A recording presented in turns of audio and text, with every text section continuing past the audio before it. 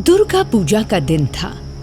एक जटाधारी तांत्रिक अपनी गुफा में नवरात्रि में तंत्र सिद्धि कर रहा था कि तभी उसके पास एक चुड़ैल उड़ती हुई पहुंची। ये तंत्र सिद्धि तू क्यों कर रहा है तांत्रिक? इस धरती पर अपना साम्राज्य चलाऊंगा, मेरी हुकूमत होगी और इंसान तो मेरे गुलाम बन के रहेंगे इस तंत्र सिद्धि के बाद, देख लेना तुम। ये तो बड़ा ही अच्छा विचार है। फिर तो इस दुर्गा पूजा में तंत्र सिद्धि करके हम दोनों के दोनों मिलकर इंसानों की ये बस्ती ही मिटा डालेंगे। बड़ा मजा आएगा। हम अघोरी तांत्रिक हैं और माता रानी की सिद्धियां प्राप्त करके इस दुनिया में सबसे शक्तिशाली बनना चाहते हैं, लेकिन इसके लिए हमें 10 बच्चों की बलि चढ़ानी पड़ेगी। बच्चे? अरे ये तो मेरे बाएं हाथ का खेल है। बच्चे तो मैं तुम्हें यूं चुटकियों में ला दूंगी, लेकिन उसके बदले में मुझे क्या मिलेगा? सुकून मिलेगा तुम्हें, क्योंकि तुम दुनिया के सबसे ताकतवर इंसान यानी कि हमारे साथ रहोगी, राज रानी की तरह राज करोगी।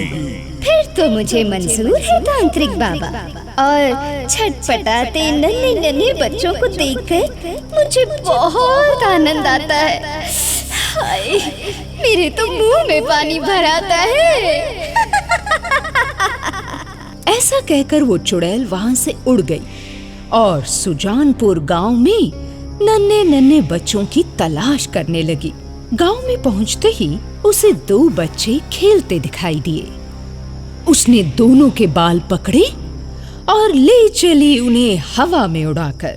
गांव वाले गांव के बच्चों को यूं उड़ जाता देखकर बड़ा बेसहारा और मजबूर महसूस कर रहे थे। वो चाहकर भी गांव के बच्चों को बचाने में नाकामयाब हो रही थी। उधर चुड़ैल उन दोनों बच्चों को उड़ाकर सीधे उस शैतान तांत्रिक की गुफा में पहुंची। बच्चों को सामने रखकर वो बोली, ये ले तांत्रिक, इन दोनों बच्चों की बलि चढ़ाकर शुरू कर अपनी दुर्गा पूजा।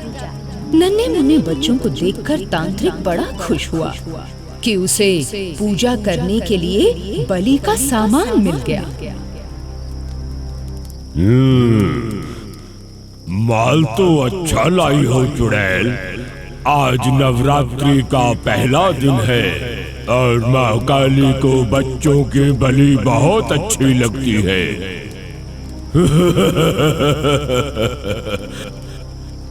इन बच्चों की बलि चढ़ाकर माँ काली को खुश करके मैं इस दुनिया पर राज करूंगा और दुनिया वालों को अपनी उंगली के इशारे पर नचाऊंगा। देखते ही देखते मासूम से बच्चे माँ काली की भेंट चढ़ गए। अगले दिन फिर वही चुड़ैल 2 और बच्चों की तलाश में सुजानपुर गांव की तरफ गई। उधर स्कूल से आती हुई 2 बच्चियां रितु और मीतू उसे दिखी। उन दोनों बच्चियों को उसने बालों से पकड़ा और ले गई उड़ाकर शैतान तांत्रिक की गुफा में। ये लो तांत्रिक, आज फिर से ताजा माल लाई हूँ तुम्हारे लिए।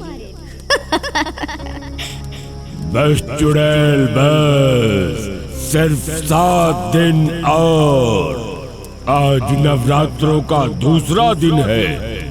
बस और 7 दिन तक यूं ही मेरे पास बच्चे लाती रहना और देखना कैसे रातों रात हम दुनिया पर राज करते हैं। ऐसा कहकर उस तांत्रिक ने दोनों बच्चियों को तहखाने में बंद कर दिया।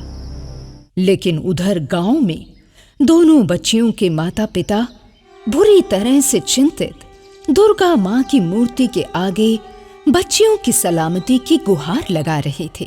अपनी औलाद को खोने से ज्यादा दुख और कोई नहीं होता, इसलिए वो जल्द से जल्द अपनी बेटियों को वापस पाना चाहते थे। देवी माँ में श्रद्धा होने के कारण अचानक देवी माँ के हाथ का फूल जाकर उनके माता पिता के हाथ में गिरा। पुजारी जी फौरन बोले, बेटी, तुम्हारे हाथ में देवी माँ के हाथ का फूल गिरा है।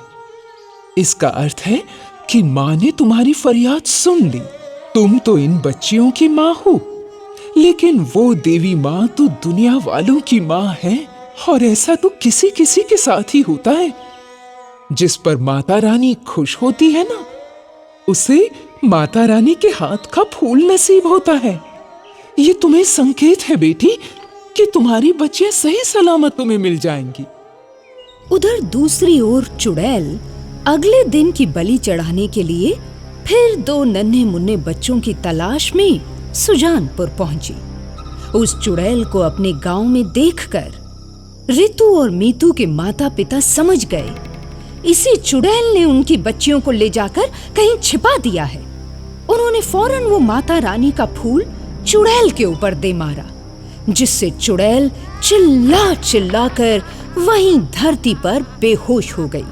बेहोश चुड़ैल को देखकर सभी गांव वालों ने रस्सियों से उसे बांध दिया और फिर उसके ऊपर पानी छिड़क कर पूछा, बता, कहाँ छिपा कर रखा है हमारी बच्चियों को, वरना हम सारे गांव वाले मिलकर आज तुझे यही खत्म कर देंगे। मैंने कुछ नहीं किया। वो तांत्रिक है ना, वो अघोरी तांत्रिक, उसने तुम्हारी बच्चियों को अपनी गुफा के तहखाने में छिपा कर रखा है। मैं तो बस उसकी बलि के लिए बच्चों को ले जाने का काम करती थी। इसके आगे मैं और कुछ नहीं जानती। अच्छा, तो ले चल उसी तांत्रिक के पास हमें, फौरन अभी के अभी ले चल, ताकि तुम शैतान लोगों की सजा आज ही तय कर डालें। बोल, कहाँ है उसकी गुफा? ठीक है, मैं ले चलती हूँ, लेकिन मेरे हाथ पांव तो खोलो। इसके बाद चुड़ैल उन सभी गांव वालों को उस शैतान तांत्रिक की गुफा तक ले गई। जब रितु और मीतू के माता पिता उसकी गुफा में घुसे तो क्या देखते हैं कि वो तांत्रिक उसकी बच्चियों को बलि चढ़ाने जा रहा है। तांत्रिक के हाथ में इतना बड़ा छुरा देखकर वो सारे गांव वाले दंग रह गए। रितु और मीतू के माता पिता ने फिर से देवी माँ को गुहार लगाई और उस गुहार के नतीजतन वहां मौजूद माँ तारा की मूर्ति में से एक दिव्य ज्योति प्रकट हुई। दिव्य ज्योति में से आवाज आई, तांत्रिक, तू मुझे खुश करने के लिए मेरे ही रूप, मेरी कंजकों को, मेरी ही बच्चियों की बलि देकर मेरी पूजा करके दुनिया में हुकूमत चलाना चाहता है। याद रख तांत्रिक, कुदरत के विपरीत जाने वाला इंसान हमेशा दोषी होता है। तूने नन्हे मुन्ने बच्चों का कत्ल करके मेरा अपमान किया है तूने, जिसकी सजा तुझे अवश्य मिलेगी। ले देख, देख मेरी चमत्कारी शक्ति। अब तुझे धरती पर रहने का अधिकार नहीं है। तेरा जीवन यापन, तेरी शैतानी का फल आज तुझे देती हूँ।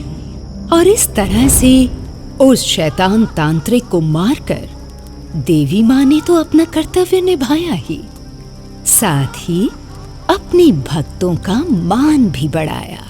जय माता दी।